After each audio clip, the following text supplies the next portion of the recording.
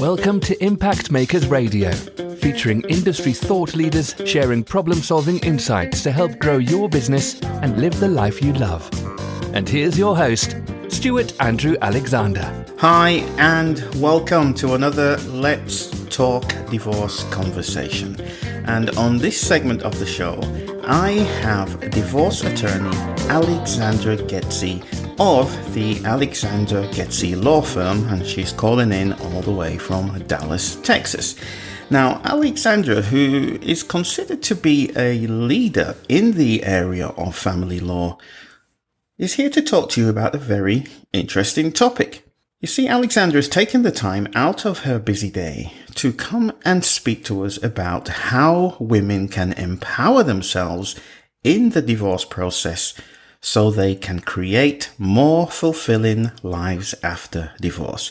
Now, that sounds like a very interesting topic. So if you are one of the increasing amounts of women experiencing divorce in the Dallas, Texas area, and you feel you can relate to today's topic, it might be a good idea just to, stop what you're doing. Grab yourself a cup of your favorite drink, pick up a notepad and pen, and get ready to take some notes as you listen in to what Alexandra has to share with us today. So with that said, let's not keep her waiting any longer. Welcome to the show, Alexandra. Hi, how are you? It's good to be on. Thank you. I am great. And I'm really looking forward to having you on the show. We know how busy you are over there in Dallas. So with that said then, Alexandra, let's just jump feet first in with our first question. If you could, in your own words, just briefly share what types of people you serve and the various types of situations they find themselves in when they come to you for your help. Thank you. We are a boutique family law firm with a special focus on helping women reclaim their identities through divorce and helping them create a life that they love after divorce. Many of the women that we help are mothers, and they've basically spent years putting the needs of their husbands and their families ahead of their own for a really long time. So over that period of time, they've kind of forgotten who they are. They stop asking for what they want, and they end up kind of unhappy and unfulfilled, searching for something that they really aren't sure about. So what we do is we help them explore their options. We show them ways that they can reclaim their lost identities and then live happy, fulfilling lives again. Okay then, Alexandra, before we go any further, it must be said that anything you share with us today is not legal advice or legal assistance. It's purely for the purpose of sharing information.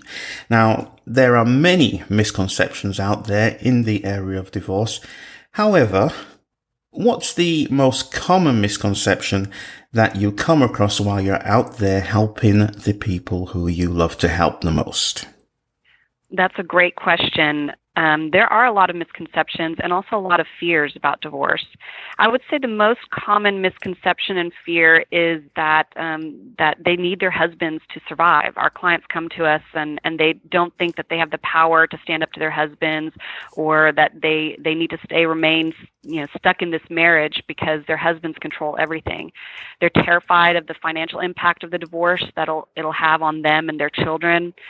I mean, they just want a stable home. They want their children to be happy, and they want a financially secure future for themselves. But they believe that their husband has all the control and they're powerless. But I just want to tell people that that's just not true. So based on what you just shared with us then, Alexandra, and obviously keeping your client's confidentiality in mind, can you just please share an example of how you have helped someone, or how you would help someone even, who comes to you with those challenges, those misconceptions, those fears that you just described, and what kind of transformational results you would be able to gain for them? Sure. Well, we help lots of stay-at-home moms. In particular, our kind of core group of women that we help tend to be professional women, working women who just need a lot of they have kids and they just need help after the divorce to continue with their careers. They don't want to give up their careers. Mm-hmm. And then we have a lot of stay-at-home moms who are going to be transitioning from stay-at-home to work outside the home, and so they're struggling with a lot of that.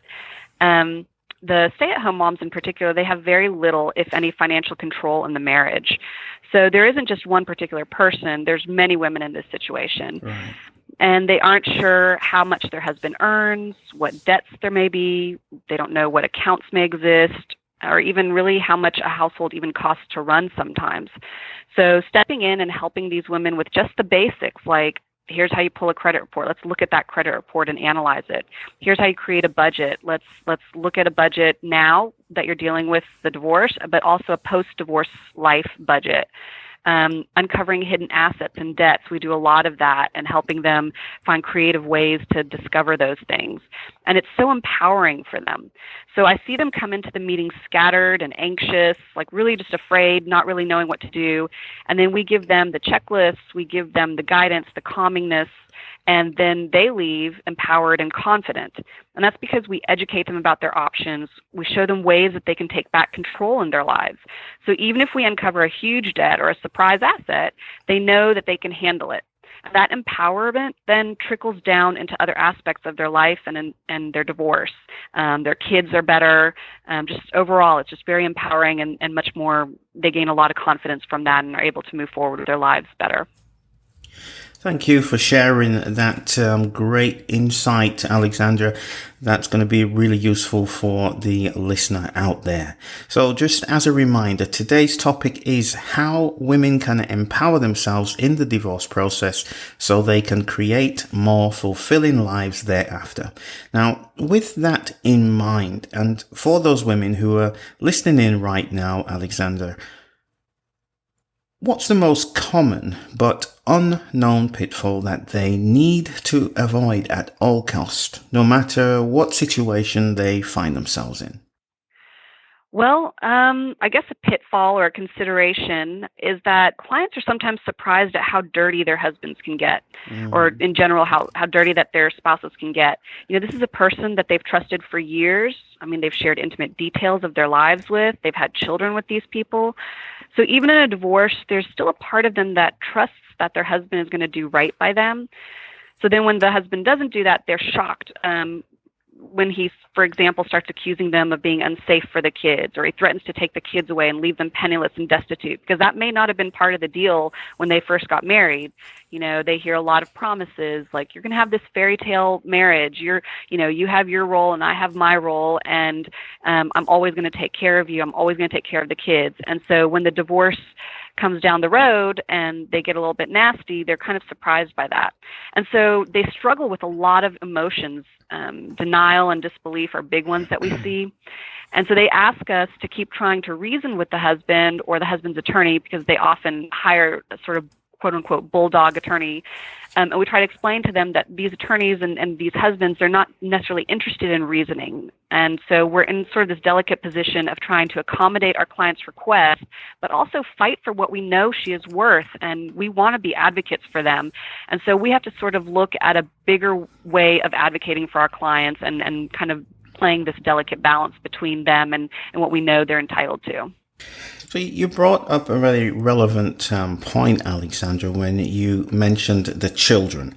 Now, one of the main reasons for me actually starting this series, Let's Talk Divorce, on Impact Makers Radio, is because of a personal reasons myself, as I was a child of divorce. And when I was quite young, 9, 10 years old, my parents went through a very volatile, very violent, lots of shouting, there was lots of blood, there was, a lot of negative things happening, and that happened before my very eyes. And unfortunately, my parents used me as almost like a ping pong ball in a game of ping pong. There's back and forth, your father's this, your mother's that.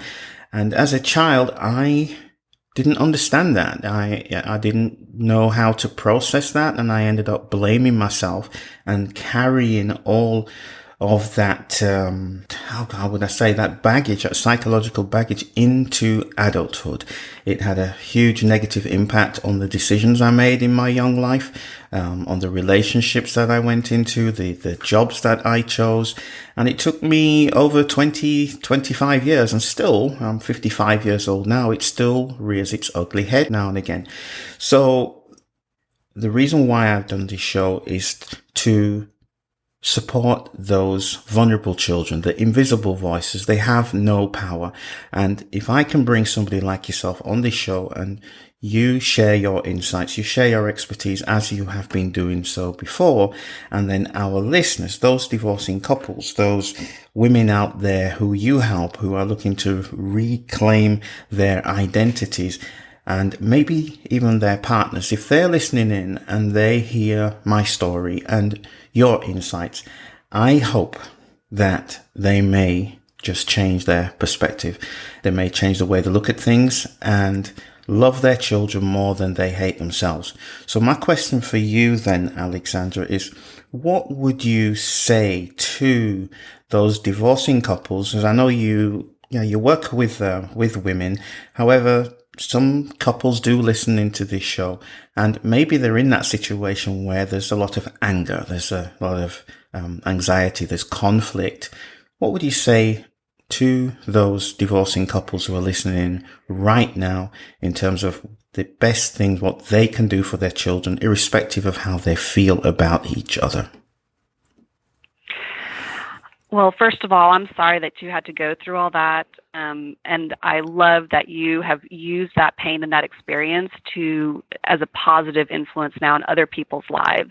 Thank you. And so thank you. Well, thank you. And I think that's great. Adult relationships can be complicated. I had a similar sort of background. So what I would say is that these couples need to understand that their relationship, they're kind of stuck in their own world and in their own heads, and they need to step outside of that and really try to see the world from their children's point of view. You know, even in a healthy, functional relationship, it's hard raising kids and being on the same page with your spouse. So you go out of your way to try to educate yourself about, what's the best way to discipline my children? What's the best food to feed them? And we read all these parenting books. So that should continue on even when you're struggling in your own relationship. Then, read and get the resources that you need to really get into your child's head and see how they're seeing things. And then step back from your own self and sort of translate that and see how you can take that sort of higher road and really help your children through what they're seeing and what they're experiencing. And in the end, hopefully that helps you not only see your children through different eyes and help them, but you can also see your spouse differently.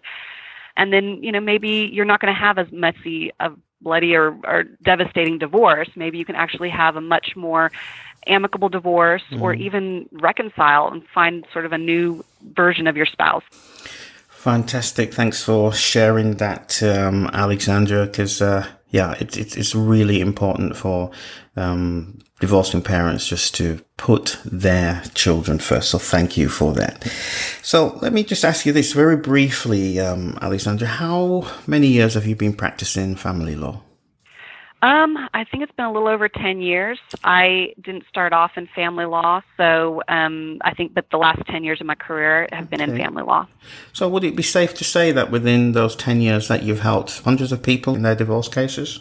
Yes, that would be absolutely true. Okay, so imagine this for me then, Alexandra. It's any day of the week. It's Monday to Friday, and your alarm clock goes off. Maybe it's 6 a.m., 7 a.m., whatever the time may be in your part of the world. And you're waking up to a full day's work ahead of you, helping those women who want to reclaim their identities. Those women who you have this greatest passion around helping, the women who you can create a transformation for. So even after 10 years and working with hundreds of people, how does Alexandra Geczi feel on a morning like that? Oh. Yeah. I mean, you have to juggle your personal life too. There are times like this morning I had to wake up a couple times to help my kids. I have a toddler who's transitioning to a big bed, so he had fallen out of the bed. So getting up in the morning, early in the morning, helping with that, and the other one then woke up later on and had to go to the potty, and so. There are days where I wake up and 6:37 and I'm exhausted. I just want to go back to bed. Right. But one of the things that does get me out of bed is, this is a new day, a fresh start, And I'm here to help people. And that's a big part of what my life is. And so that gets me excited, the fact that I can influence people's lives and empower these women. And, it's a trickle down effect. I help one, two, I've helped hundreds, but even just helping one or two women, then they help others. They help their children, and that's, future generations. So in a way, that's sort of me leaving a legacy behind too. And I really just want to leave something positive behind that helps, at least make the world a little bit of a better place. And so that helps motivate me. Thanks for that, Alexandra. So while we're on the topic of speaking about yourself, could you just briefly share some information about your background and your formal education and your experience as it relates to the topic of family law? Sure. Well, I guess in a way, I'm a woman who also lost her identity somewhere along the journey of life, but I found it again by helping other women. I grew up in a high conflict home, and my parents did not get divorced, even though my sister and I kind of wished that they had. But we developed different various coping mechanisms to deal with the conflict. Me personally, I started to isolate myself and sort of withdraw from others. And so that ended up making me the target of bullies at school. So for a long time, for years, I was kind of abused by some bullies, like physically. I got into altercations, and then later on as we got older, it became more social bullying. And I'm just really grateful that I didn't have the cyber bullying that goes on now. But it was rough for a long time, and I felt powerless and kind of worthless and out of control.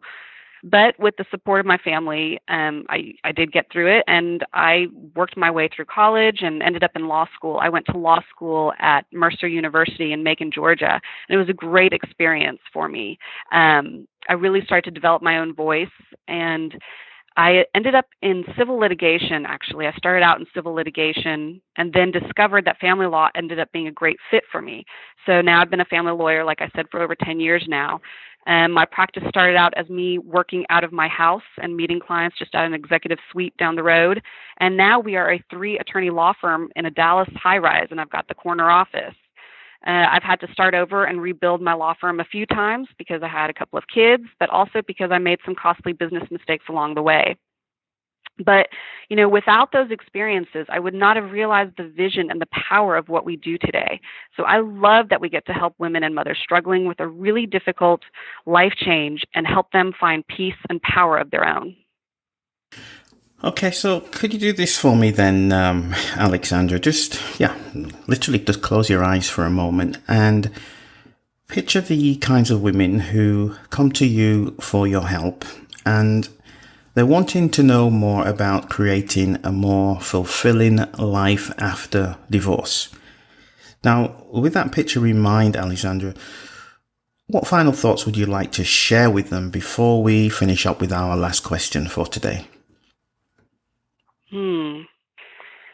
Well, I guess I want to let them know that, preparation and education are key. If you're a woman out there who's unhappy, research your options. You have more control over your life than you know. If you're thinking about divorce but not sure if it's right for you, talk to someone, talk to an attorney. And, don't necessarily trust what you find on the internet or what you hear from others, because there's a lot of myths and hype out there. A lot of people may have had their own experiences, and it may have been positive, may have been negative, but your experience will be your own and it will be unique. So, find an experienced, trustworthy attorney that cares about their clients. Talk to the attorney, ask questions that you need to have answered, but also be open to the options that the attorney gives you. There's no obligation to file a divorce just by speaking to someone, but you do get a lot of benefits by educating yourself, preparing, and planning things out ahead of time. So I would definitely say that preparation and education are key, finding a good team because you'll need the support, and then go from there with your support team. And then once you do that, you're going to be more confident, calm, and you're going to know in your heart what you need to do. So if there is somebody out there, Alexandra, who wants to know more about empowering themselves in the divorce process so that they can create a more fulfilling life following their divorce, what's the easiest way to find you? Well, the best way is going to be to visit our website, we have a special VIP page for people who come to us through appearances like this, and that is familylawdfw.com/VIP. And there's a contact form on that page that they can fill out, and we'll get back to them. Or they can call us directly at 214-269-4256. Alexandra, why do I get the feeling that we've only begun to scratch the surface of the insights that you could share today? Well, that's why people need to reach out and find a good attorney, because it is a complicated process, and you need someone on your team who understands it and can break it down for you. Well, I'd love to continue and shoot the breeze with you and talk more about this very important topic. However, we are out of time for today. So once more, ladies and gentlemen, that was divorce attorney Alexandra Geczi. Thank you so much for sharing so generously with us today, Alexandra. You have certainly demonstrated that you are a true educator, advocate, and trustworthy advisor for your client's success. So thank you.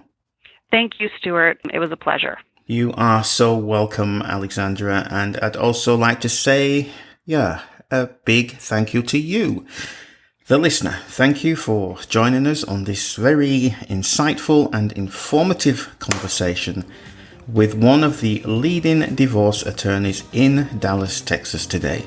Again, as a reminder, her name is Alexandra Geczi.